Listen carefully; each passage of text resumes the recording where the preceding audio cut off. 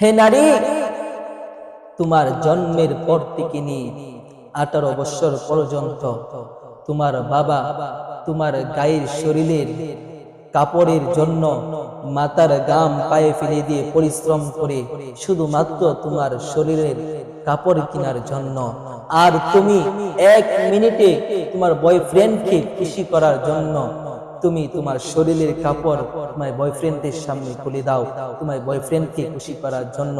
আর তোমার যে বাবা 18 বছর পর্যন্ত মাথার গাম পায়ে ফেলে দিয়ে পরিশ্রম করেছে, ওই বাবার সম্মানের দিকে তাকাইলা না।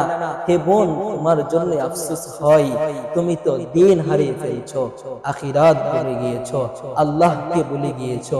প্রিয় বোন, তোমাকে বলছি, চলে আসো দিনের রাস্তায়, চলে আসো, চলে আসো আল্লাহর রাস্তায়।